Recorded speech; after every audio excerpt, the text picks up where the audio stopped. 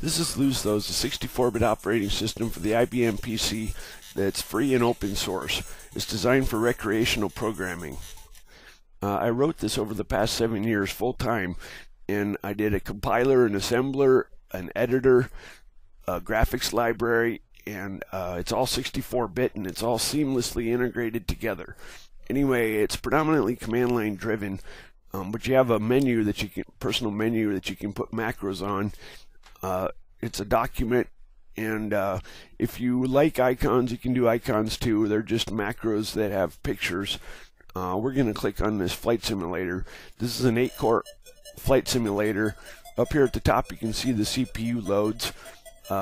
It's 640 by 480 by 16 color resolution because it's hard doing full screen 60 frame graphics without acceleration. Anyway, the command line feeds into a C compiler. Actually, it's C plus or a slight flavor of C. Anyway, it compiles incrementally. So we're going to do, actually the native type system is use0 for void. You can use the standard types if you want. I64, it's a 64-bit integer. Signed. Normally you don't enter functions at the command line, you put them in a file. There's no difference between the command line and source code. Anyway, there's a slight difference, but we won't get into that. Now I entered a call to that function. It's outside, it's at the global scope outside the function, and that gets executed immediately. Anyway, we just counted to 10. Now since it feeds into a C compiler, the way you invoke a file or call a file is to do an include. We need a semicolon because it doesn't know that it's done. There we got hello world. That was a file, hello, that was just printf. Now we're going to do another one. This is just an alternative. This is not quite the standard C out from C++. It's a slight variation. It's a special case in LoseThos that's just handy. I'm just showing it because in case you see it, you'll wonder what it is. Anyway, it uses commas instead of shift operators, and we're going to do a number in that. Anyway, you can right click on these links are active at the command line, and so we just got hello world and then 1 2 3 4.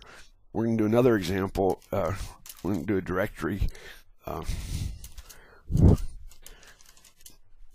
This is C, as you can see. Anyway, files ending in Z are compressed and uncompressed on the fly. So the next one we're going to look at is actually if it has default parameters from C++, and if you have no parameters, you can do you don't need the parentheses. Kind of like Pascal. Looks like Pascal, doesn't it? Anyway, we're going to look at this example. This turns on the compiler trace, which will unassemble the code that's as it's compiled. And just to make it interesting, we broke it up into a C out for hello, a put S, and then carriage return line feed. This is just a handy function. It doesn't have parameters, so there's no parentheses. Anyway, and then this is going to invoke that function and then invoke that function. See, and then turn the compiler trace off. You can see it's exactly what we've been doing. So carriage return is the same as right click. Now this is 64-bit disassembly. It has source debugging, so you can jump to the code with these links. 64-bit assembly. Take note of this call. That's the invocation. That's where we did the invocation outside the function. Then there's another one, and then there's a call to turn C trace off. Anyway,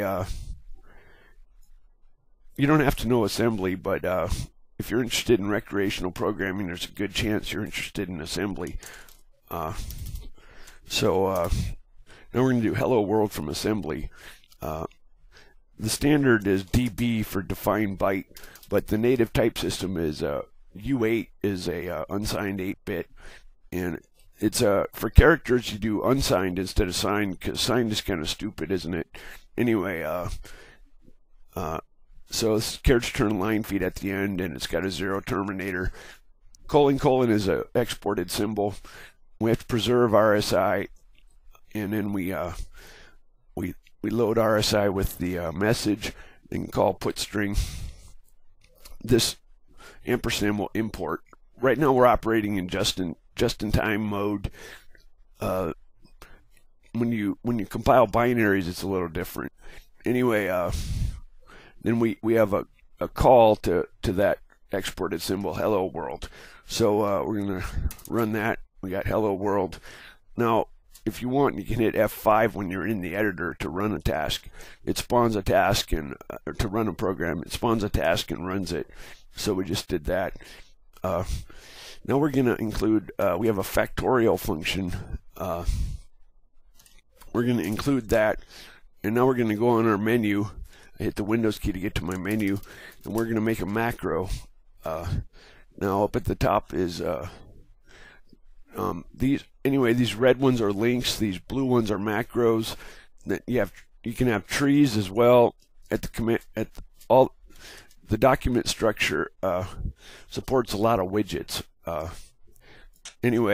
So links, trees, colors, you can change colors, margins, and macros, and even the forms and dialog boxes use the same document structure.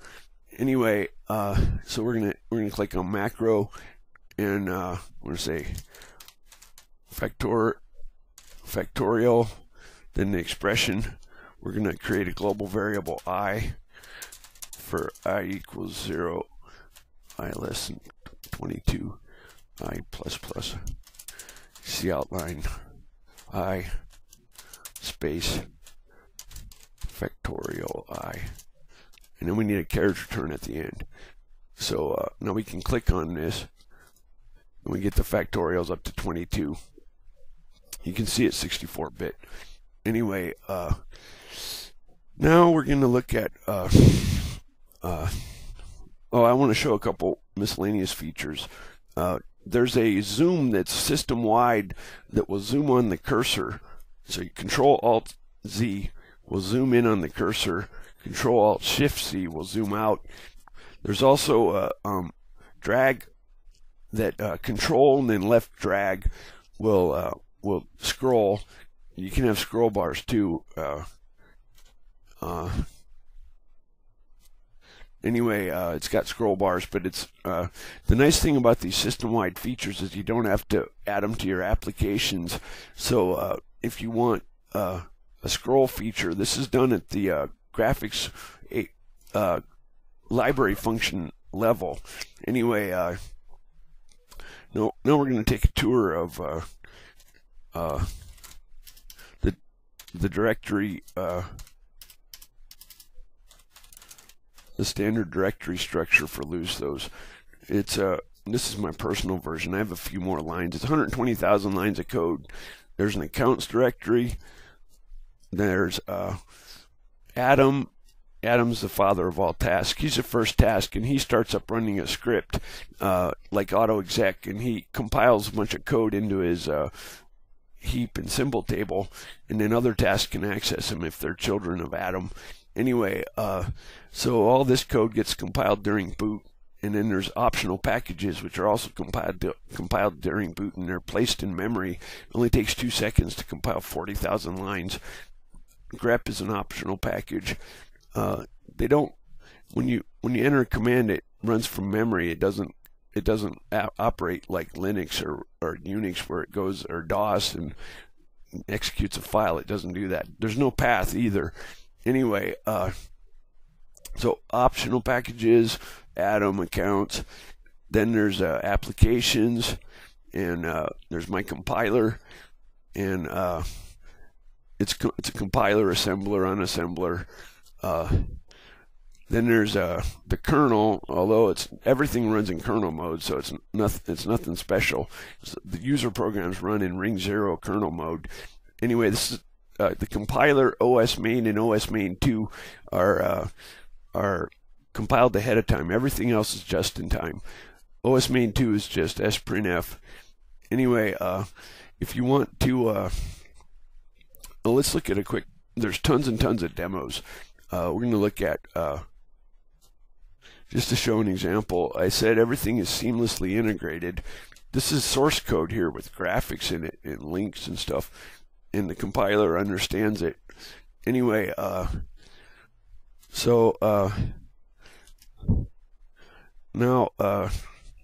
let's recompile everything that's done ahead of time. There's a feature called WordStat, which will do auto-completes, and it'll jump to source code. So we can do Control-Shift F1, jump to the source code. So all the documentation is pretty much right by the code. Anyway, this is gonna compile everything that's compiled ahead of time, and it's gonna tell the boot sector where the block number for the kernel is.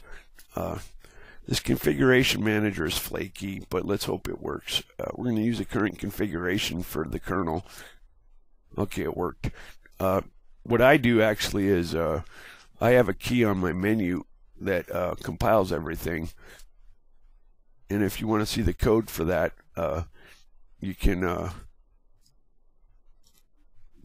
go to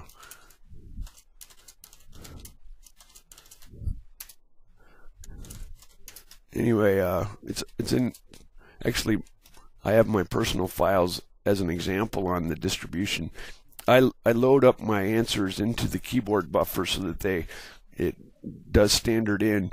That's what this auto function does. Anyway,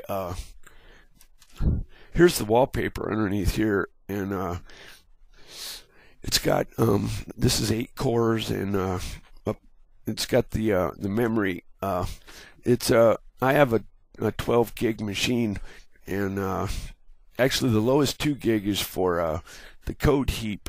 It separates code and data so that it can use 32-bit branches, which are the fastest. They're faster than system calls. Anyway, this tells where the tasks are, where the task codes are sitting, and tells how many lines. 40,000 lines is compiled during boot, and 40,000 ahead of time. And let's just do one last demo here. We're going to make a byte pointer A. We're going to malloc 8 gig.